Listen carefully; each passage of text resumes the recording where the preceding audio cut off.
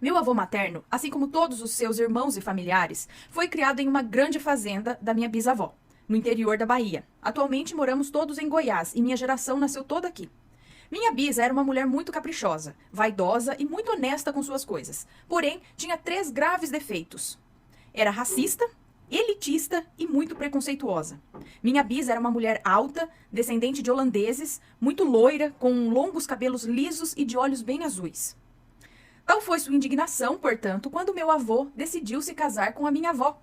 Esta era uma menina muito jovem, humilde, pobre, vinda do sertão da Bahia. Também era negra de cabelos crespos. Ana, minha avó faleceu quando eu tinha 12 anos de idade, e até hoje jamais conheci pessoa mais bondosa, generosa e amorosa na vida. Mesmo quando ofendida, respondia com amor e sempre pagava o mal com o bem. Nunca a vi falar mal de ninguém, reclamar da vida, que foi muito dura com ela, de suas doenças ou de alguém específico. Nem mesmo dessa minha bisavó, que morreu com quase 100 anos. Ela nunca precisou perdoar a bisa, pois jamais guardou mágoas dela, ao contrário de minha mãe e seus irmãos, que jamais a perdoaram. Pois bem, quando meu avô se casou com a minha bisavó, que era uma mulher de muitas posses, influente e respeitada, e que foi totalmente contra pelo fato de minha avó ser negra e pobre. Ela demonstrou todo o seu descontentamento excluindo meu avô da família, lhe virando as costas e o expulsando das terras da família. Minha bisavó dava uma casa em suas terras para todo filho ou filha que se casasse, assim como vacas e um pedaço de terra para cultivo e criação de animais, para que eles começassem a vida.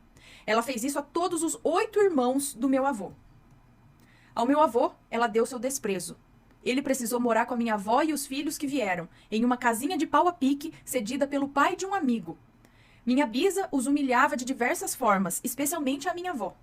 Quando a via na cidade fazendo compras ou vendendo as coisas que ela fazia com queijo, requeijão e tapete, além de lavar roupas para fora, para ajudar no orçamento da casa, a ofendia e caluniava de todas as formas.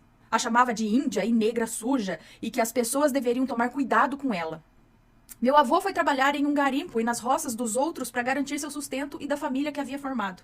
Mas guardou em seu coração remorso, ódio, raiva e mágoa de sua família e da situação em que se encontrava, que era muito diferente da que era habituado, já que crescera em uma casa grande, com conforto e fartura, onde nada faltava, além de ter o respeito de seu nome de família por onde passava. Um dia, vendo minha mãe e seus irmãos pequenos chorando com frio por causa da água da chuva que entrava na casa de pau a pique, enquanto minha avó tentava sem sucesso engrossar um caldo de feijão para que desse para todos comerem, única comida que havia em casa naquele dia, ele xingou bastante, amaldiçoou sua vida e disse que Deus havia virado as costas para ele, que não entendia por que Deus o estava castigando daquela forma. Logo ele, que nunca fizera mal a ninguém. Por fim, entre palavrões de toda sorte, disse que queria que o diabo lhe ouvisse e o ajudasse, que faria qualquer coisa para voltar a ter dinheiro e não mais passar por aquilo. Minha avó pediu para que Deus o perdoasse e o protegesse e o respondeu por ter falado daquela forma. Ele, cheio de ódio e sem paciência, saiu de casa debaixo de chuva mesmo. Subiu no cavalo e saiu mata dentro, xingando e amaldiçoando sua vida sozinho. Quando parou embaixo de uma árvore, já com a chuva mais mansa e menos nervoso, viu um homem em um cavalo muito bonito se aproximar. Meu avô dizia que o homem era alto e forte, estava vestido todo de preto, com camisa de seda, chapéu preto e montava o cavalo igualmente negro mais bonito que já havia visto. O homem usava muitas joias de ouro e era bastante sorridente, cativante e educado.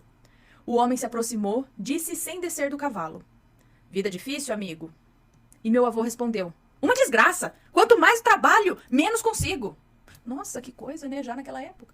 Bom, uma desgraça. Quanto mais trabalho, menos consigo. O homem riu alto e disse que ele estava nessa situação porque queria. Que ele podia lhe dar toda a riqueza que ele quisesse. Bastava pedir e estar disposto. Meu avô disse que por um momento ficou confuso. Pensou que ele estava lhe oferecendo um trabalho. O homem, percebendo a confusão indecisa de meu avô, disse: "Pense no que você quer, homem. No que você precisa. Diga em voz alta e aperte a minha mão. Posso te dar o que você quiser." Meu avô, em seu desespero, estava muito tentado a aceitar aquela estranha oferta, vinda daquele homem estranho. Ele contava que naquele momento nem se perguntou se havia um preço a pagar ou por que aquele desconhecido estava fazendo tão generosa proposta. Era um menino muito jovem, do interior, criado em uma fazenda, com muitas responsabilidades, problemas e sofrendo muito. Quando estava prestes a aceitar, ele conta que apareceu uma mulher magra, de vestido comprido azul claro, branca e de cabelos lisos e pretos, com um olhar doce e bondoso, que lhe gritou desesperada: "Meu filho, não aceite nada deste homem, ele é o diabo." Meu avô disse que se assustou tanto que quase caiu do seu cavalo. Nessa hora, o homem fechou a cara e com uma expressão muito séria disse: "Se você não quer, não reclame mais da sua sorte então, e pare de chamar por mim." O homem virou o cavalo com raiva e sumiu de forma muito mais rápida que o normal, mata dentro. Quando meu avô virou-se para a mulher, ela também já não estava mais lá. Meu avô, como sempre foi católico, acreditou a aparição e a ajuda dessa mulher a Nossa Senhora. Morreu acreditando nisso e até seu último segundo de vida se apegou à crença de que havia sido salvo por Nossa Senhora. Sempre contava essa história com bastante emoção e rezava para ela todos os dias. Eu, como espiritualista, embora acredite muito nos santos, acho que devia ser algum espírito próximo à família. Um espírito de luz atendendo aos pedidos de ajuda da minha avó. Talvez um desencarnado da própria família ou seu espírito protetor, que assumiu aquela forma, pois sabia que ele confiaria e ouviria o conselho. Mas não acho que tenha sido Nossa Senhora em pessoa mesmo. De toda forma, tenho total certeza de que ele foi auxiliado pelo plano espiritual naquele momento. Para encurtar a história, meu avô e família trabalharam muito e prosperaram, de forma a abrir mão da herança a que tinha direito, estar na posição de ajudar familiares no futuro e nunca mais voltar para as terras da minha bisa. Mesmo mais tarde, ela se arrependendo do que tinha feito e oferecendo a ele as terras. Não pegaram. Porém, mantiveram o contato familiar, retomado depois de um tempo. Minha bisa é que pagou por parte do que havia feito. Depois que meu bisavô morreu, ela vivia obsidiada por espíritos que lhe tiravam o sossego e a paz. Teve um câncer que lhe deixou de cama por vários anos e sua casa, que outrora era cheia de puxa-sacos, ficou vazia nesse momento. Apenas filhos e netos a visitaram. E 2 noras lhe cuidaram. Uma delas, minha avó, tão maltratada por ela. Passaram-se anos e minha bisa morreu. Já bem velha, como disse, com quase 100 anos. Quando minha bisa morreu, havia uma de suas filhas, irmã do meu avô, que morava com ela, pois era surda e também nasceu com outros problemas de saúde. De início, ela se recusou a deixar a casa, mesmo com a insistência de seus irmãos. Preferiu ficar morando lá sozinha na sede da fazenda. Como contei no início, minha avó cedia parte de terras próximas a seus filhos quando se casavam. E quando ela morreu, um de seus filhos ainda morava com a família próxima à fazenda, além dessa irmã deficiente que ficou na sede. 2 anos após sua morte, estranhos fenômenos começaram a ocorrer na fazenda. O gado era tocado à noite. Os cavalos relinchavam nervosos. Porteiras batiam. Gemidos e gritos eram ouvidos até a outra casa, onde morava o filho e sua família. Com o tempo, esses fenômenos pioraram. Quando eles se aproximavam da casa da sede à noite, ouviam gritos, choros, gemidos e toda a louça da casa sendo arremessada, passos e ladainhas. Por muitas vezes, meu tio-avô, que morava perto, invadiu a casa da sede para ver se minha tia-avó estava bem, mas surpreendentemente ela não via nada disso e nem ouvia. Na maioria das vezes estava dormindo, enquanto todo esse furdunço ocorria.